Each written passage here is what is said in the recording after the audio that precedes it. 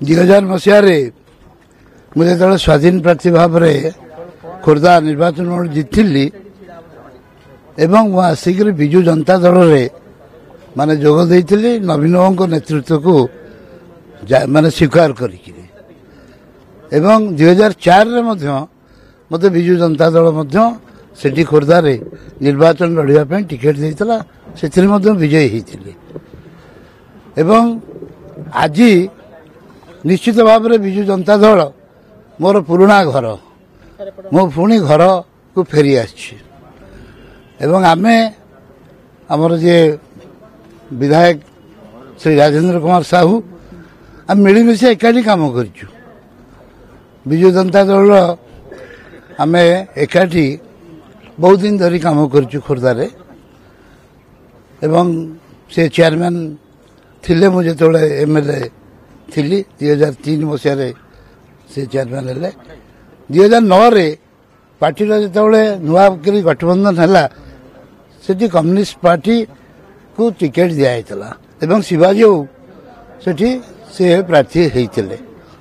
ଆମେ ଦୁଇ ଜଣ ଯାକ ସ୍ୱାଧୀନ ପ୍ରାର୍ଥୀ ଭାବରେ ଲଢ଼ିଥିଲୁ ଏବଂ ରାଜେନ୍ଦ୍ର କୁମାର ସାହୁ ସେ ଜିତିଲେ ଏବଂ ବିଜୁ ଜନତା ଦଳ ମଧ୍ୟ ତାଙ୍କୁ ମାନେ ଗ୍ରହଣ କଲା। 2014 ମସିହାରେ ଯେତେବେଳେ ଶ୍ରୀ ରାଜେନ୍ଦ୍ର କୁମାର ସାହୁଙ୍କୁ ବିଜୁ ଜନତା ଦଳ ଖୋର୍ଦ୍ଧାରେ ଠିଆ ହେବା ପାଇଁ ଟିକେଟ୍ ଘୋଷଣା କଲେ ତ ବିଜେପି ମୋତେ ଡାକିଲା ଯେ ଆପଣ ମଧ୍ୟ ଆମର ପ୍ରାର୍ଥୀ ହୁଅନ୍ତୁ। ତେଣୁ ମୁଁ ବିଜେପି ଦଳକୁ ଯାଇ ସେଠି ଆମେ ଦୁଇ ଜଣ, ସିଏ ବିଜୁ ଜନତା ଦଳ ପ୍ରାର୍ଥୀ, ମୁଁ ହେଉଛି ଭାରତୀୟ ଜନତା ପାର୍ଟିର ପ୍ରାର୍ଥୀ, ଆମ ଦୁଇ ଜଣଙ୍କ ଭିତରେ ମଧ୍ୟ ପ୍ରତିଦ୍ୱନ୍ଦିତା ହେଇଥିଲା ଏବଂ ସିଏ ବିଜୟୀ ହେଇଥିଲେ।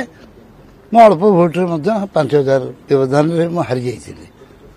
ବର୍ତ୍ତମାନ ଯେଉଁ 2019ର ନିର୍ବାଚନ ତ ଘୋଷଣା ହେଇଗଲାଣି ଏବଂ ଆମେ ମିଳିତ ଭାବରେ ସେଠି କାମ କରିବୁ ଏବଂ ଆଶା କରିବୁ ଯେ ପୁଣି ଥରେ ବିଜୁ ଜନତା ଦଳ ଖୋର୍ଦ୍ଧା ସିଟ୍ରେ କିଭଳି ଭାବରେ ବିଜୟ ହେବ ଏବଂ ଆମର ଜିଲ୍ଲା ସଭାପତି ଶ୍ରୀ ବିଭୂତି ବଳବନ୍ତ ରାୟ ସିଏ ତ ନିଶ୍ଚିତ ମୋର ସାନ ଭାଇ, ରାଜର ବଡ଼ ଭାଇ, ସିଏ ମଧ୍ୟ ଆମ ଦୁଇ ଜଣଙ୍କ ଭିତରେ ମାନେ କିଭଳି ଭାବରେ ସମନ୍ୱୟ ରଖି ନିର୍ବାଚନ ଲଢ଼ାଯିବ ଏ ସେ ଦାୟିତ୍ୱ ସେ ଗ୍ରହଣ କରିଛନ୍ତି। ମୁଁ କୌଣସି ଦଳର କୌଣସି ଇଏ କଥା କହିବି ନାହିଁ, କାରଣ ସେ ଦଳରେ ଖୋର୍ଦ୍ଧାରେ ସେ ଦଳକୁ ବଢ଼େଇବାରେ ମଧ୍ୟ ମୋର ବହୁତ ଅବଦାନ ରହିଛି।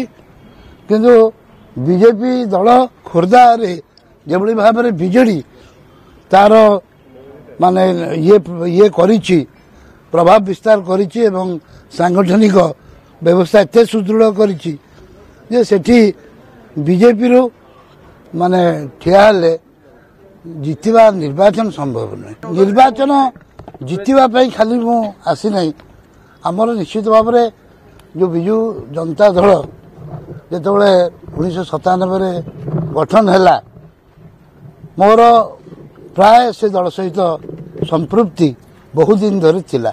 କେବଳ 2014 ମସିହାରେ ମୁଁ ଯାଇଥିଲି ଭାରତୀୟ ଜନତା ପାର୍ଟିକୁ। ସେଇଟା ନେତାଙ୍କ ଉପରେ ନିର୍ଭର କରୁଛି, ମୁଁ କାହିଁକି ସେ କଥା ଏବେ ଘୋଷଣା କହିବା ମୋର ପକ୍ଷରେ ଠିକ୍ ହେବ ନାହିଁ।